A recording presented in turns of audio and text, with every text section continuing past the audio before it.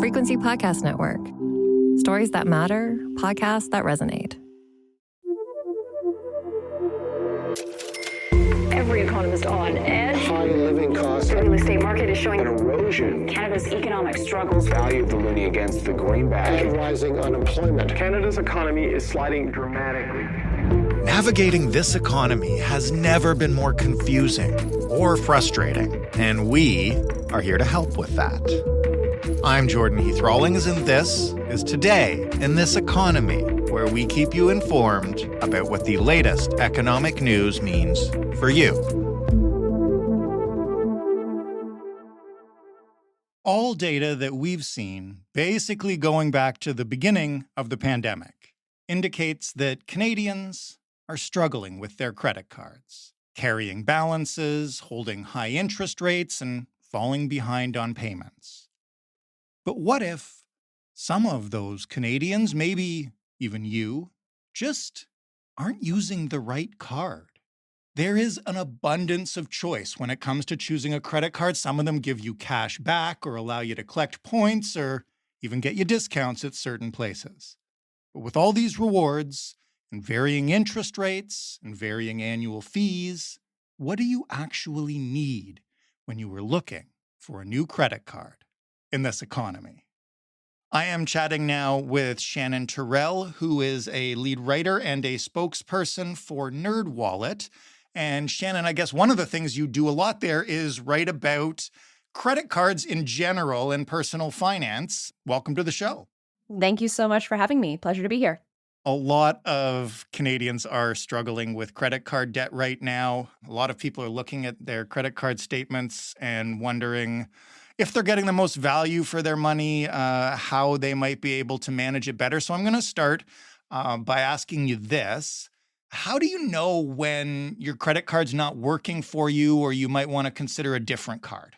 Sure. So I'll say there's three things that we should think about in terms of assessing whether a credit card's a good fit. So first and foremost, not offsetting the annual fee. If you have a credit card and you're paying an annual fee to carry that card, ideally, the annual fee is only worth paying if you can get enough value from the card to offset the cost. Now, annual fees for Canadian credit cards can range well over $700 and can come with a variety of perks and benefits. But if you aren't regularly capitalizing on those benefits, then the annual fee may not be worthwhile, and we may want to either explore a card with a lower fee or no annual fee.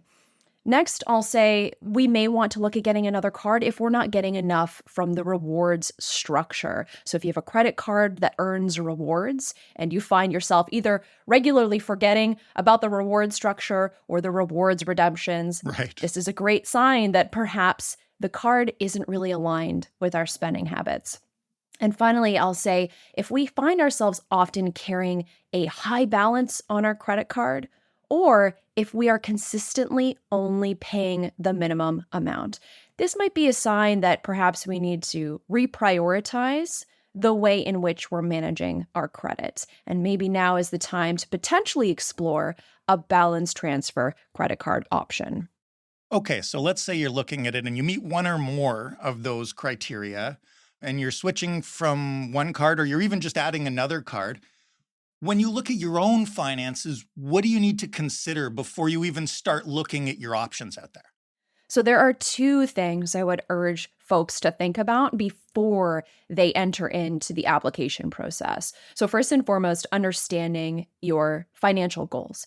I think that a credit card should really be viewed as a financial tool. So are we looking to build or rehabilitate our credit? Are we looking to earn rewards? Are we trying to have a larger financial cushion in the event of an emergency expense? We really want to consider what we want our credit card to do before we enter into that search. The next thing I think is vital is knowing your credit score. So a good credit score, which would be categorized as 670 and above, that type of credit score can qualify you for a higher tier credit card. We don't really want to enter into the application process blind. So having a better idea of your credit score and history, that's going to help you make a more informed decision about the type of credit card that you can target. So I'll say for folks who are interested, if they do want to access their credit score, they should know Equifax allows you to access your credit report online, and it updates monthly. So that's one of Canada's main credit bureaus alongside TransUnion. And actually, a lot of online banking services these days also let you access your credit score, like CIBC, RBC, and BMO. So lots of options there for folks who want to check in. Okay, so you've done that and you've got a sense of where you're at. Where do you start? How many credit cards are out there? Give us a sense of the scale and how you begin to sort through that. I mean, there are hundreds of credit cards on the Canadian credit card market. So there are plenty of options out there, and it can certainly be overwhelming for people who are trying to find the ideal card. So I'll say the best card for you is really going to be the card that aligns with your spending habits and your financial goals. So broadly speaking, there are a few different factors we're probably going to want to consider as we're comparing. So we touched on this, but annual fees. We want to decide if we're comfortable paying an annual fee. Right. There are strong options out there with no annual fees, but generally speaking, cards with fees often come with better perks like stronger rewards rates and better insurance coverage. We want to continue to think about rewards as well. So what type of reward we want to potentially get, whether that be cashback or travel points or general rewards points, that's going to narrow down your search. We want to even look at welcome bonuses. So sign-up offers for credit cards can give a really nice boost of points, cashback right off the bat. But we want to look and make sure we understand if there are any restrictions or eligibility criteria for those welcome bonuses. Typically you need to spend a certain amount of money over a set period of time to unlock the bonus. And finally, I'll say just additional perks in general. So, cards may come with extras like travel insurance, extended warranty, no foreign transaction fees. No two cards are identical. So finding that ideal mix of features and benefits is really going to be well worth your time in your search. And again, we always just want to be thinking about our long-term financial goals and our spending habits. When we're talking about interest rates on a credit card, how much can they vary card to card? And, besides the prime rate, what can drive that number? And what's a good deal right now? So, the credit card interest, this is what obviously, borrowers are going to be paying if they do not pay the full balance each month. Now, in Canada, most credit cards have a purchase interest rate of around 19 to 20%. This is by and large the standard, although there are a few exceptions. This is the rate typically advertised front and center when you're exploring your card options. But I think, sometimes what some folks don't realize is there may be up to 4 different types of interest rates that could apply to a credit card. How does that work? Sure. Yeah. So the purchase interest rate for everyday spending, that's that about 19 to 20% that you can expect for most credit cards. A card will also typically carry a cash advance rate. So this would be for ATM withdrawals. And it's usually a few percentage points higher than the purchase interest rate. And it will start accruing immediately when you take that cash out. We also want to be on the lookout for balance transfer rates. So these are special interest rates that apply for moving balances between cards. And then finally, the penalty rate. So this rate may apply if you miss multiple credit card payments, and it tends to be much higher than the purchase interest rate, often closer to about 30%. So we want to be on the lookout for each of those when we're comparing our options. But by and large, folks should expect to see an interest rate of about 19 to 20% for purchases. And as I said, there are a few exceptions on the market, but even so, those low rate cards are typically only sitting at around 10 to 12%. So that's about the most competitive purchase interest rates get in Canada. So you've looked at the interest rates now and, you know kind of what you're comfortable with, I guess. Let's look at the rewards. How much should they factor into your decision? On one hand, I know tons of folks love their points, their travel and all that kind of stuff. On the other hand, at the end of the day, we're trying to talk about what actually makes financial sense to your bottom line. Sure. Yes. So We do see a variety of rewards programs in Canada. And in fact, there are credit cards that don't earn any rewards at all. Some no annual fee cards, some student cards, some secured cards don't earn rewards. But in return for this, they are offering a lending structure that's more beneficial for certain types of borrowers. Now, whether or not a rewards program is a good fit is going to really depend on your spending habits. So, no two Aeroplan point cards are the same, no two cashback cards are the same. We want to take a really close look at the type of reward that's offered, but we also want to pay special attention to the earn rate. So a lot of times credit cards will offer different earn rates for different spending categories. And by that, I mean perhaps a cashback card earns 5% on groceries, but only earns 3% on transportation. So we want to make sure we're grabbing a credit card that is really going to align well with where we typically use our credit card and where we typically spend our money. And that's really what's going to help us narrow down our rewards options. Have you guys looked at, which kind of rewards are actually worth it in terms of the fees you might pay or the interest rates or even just how much you'll use them? Like, is there a difference between cashback or travel or other stuff? Yes, absolutely. So at NerdWallet Canada, we have done comprehensive research into the major rewards programs in Canada. Now, cashback is pretty easy to quantify. So generally speaking, a cashback rate is going to come out to, a cent on the dollar. But typically what we see for rewards programs like Aeroplan, Air Miles, even American Express rewards points, the valuation will hinge on the way in which the rewards are being redeemed. So for example, we found that the average cent per point for an Aeroplan point in Canada is about 1.59 cents, whereas the average cent per point for an Air Mile is 16.07 cents. So quite a range there.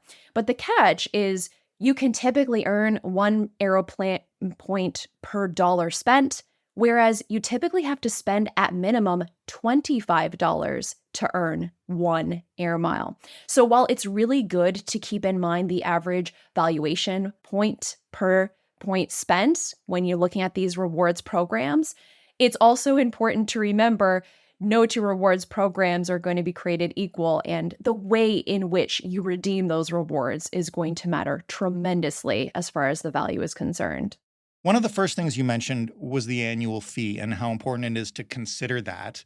What kind of fees should you be willing to accept? And how do you try to determine the trade-off between the fee and the value of whatever that card is giving you? Yes, so in Canada, we do have cards with annual fees that range from $0. There are no annual fee cards, and there are other cards in excess of $700 annually that you'd pay to hold. And whether or not that annual fee is worth paying all comes down to the way in which you use your card. So some of these cards, we call the mid-tier cards, typically with annual fees in and around $150 to $200. You're typically going to see middle of the line perks. So there will likely be some travel insurance. There will likely be some additional benefits, perhaps concierge service 24 hours a day, roadside assistance, perhaps some gas discounts. But the higher tier the card, the more expensive it is, but the more premium the perks. So, those $500, $600 a year cards, that's when you're going to start tapping into perks like unlimited airport lounge access, free checked bags, those really premium travel perks that people love to take advantage of when they go on vacation. And whether or not the card is worthwhile for you depends on whether you're going to use those perks. So for example, a travel card that's going to cost you $500 a year to carry might not be worthwhile if you don't travel all that often and you're not going to be able to use those free checked bags or that airport lounge access. So again, we want to take a really good look at what the card is bringing to the table. And this is going to range from those travel perks to insurance coverage. We want to take in the full scope of what the card is offering us to determine whether that annual fee is worthwhile. Let's say you've made a decision or, you've narrowed it down to a few cards, but you're switching cards, not applying for a new one. How do you go about that process of applying and transferring the balance? Because I know we transferred our mortgage a while ago and you got to jump through a whole lot of hoops, right?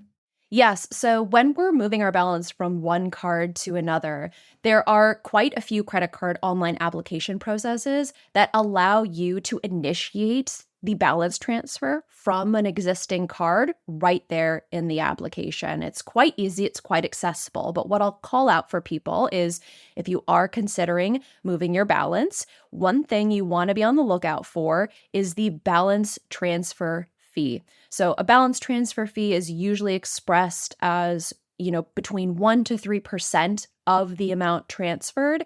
You want to make sure that you're factoring this in, especially if you are transferring your balance to what we would call a balance transfer credit card. This is a credit card with a low interest rate for a set period of time. Oftentimes, people will take advantage of these cards when they're trying to consolidate their credit card debt. This is when we really want to pay attention to the balance transfer fee and make sure that we aren't losing any money in the transfer over of the credit card debt. The last thing I want to ask you about is, so far we've talked a lot about how to maximize your reward points, how to make sure you're getting some nice perks, all that kind of stuff. But any advice for people who are really struggling with debt? We know right now, there are new reports right now about just how high Canadian credit card debt has gotten. And these people are unfortunately carrying really high balances or have bad credit. What do you do in terms of choosing credit cards or moving them to, if not solve that problem, then at least mitigate what you're going through? Sure, yes. I think that credit card debt has been especially problematic for folks over the last couple of years as we've been facing this high interest rate environment, as we've been facing record-breaking inflation. And so if you find yourself struggling with credit card debt, as I just touched on, a balance transfer credit card is one option. So these cards let you move high interest debt to a new card. The card often offers a low interest rate, sometimes as low as 0%, for an introductory period. This introductory period typically lasts about 6 to 12 months. And the benefit here is that when you move your debt over, you're getting that window of time in which to pay down your debt without accruing any interest. So that's one option.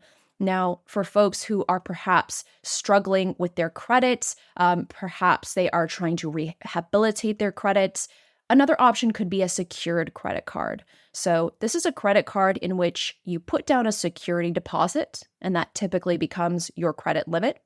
And these secured cards are a fantastic tool for building or rehabilitating credit. So practical options for folks with either no credit history or a low credit score. These cards tend to waive the credit check, so they're often easier to qualify for than a typical traditional credit card. The only drawback here is that many secured cards tend to offer fewer perks. They're more of a bare bones option than the standard unsecured card, but again, a great option for folks who are maybe trying to build up their credit score and rehabilitate their credit. Shannon, I really appreciate you joining us, and thanks for this great factual advice. Yeah, absolutely. Thank you for having me. That was Today in This Economy. And if you have an idea for an episode or a personal finance question, we want to hear from you. To get in touch with us, email hello@itepod.ca, or you can call us at 416-935-5935 and leave us a voicemail. But if you'd like us to play your voicemail on the show, you got to tell us that, because we won't run your audio without your permission. This episode was produced by Robin Simon with sound design by Matt Kesselman. Stephanie Phillips is our showrunner. Mary Jubrin is our audience development lead. Diana Kay is our business manager. And I'm Jordan Heath Rawlings, your host and your executive producer. Thank you so much for listening. We'll talk to you next week.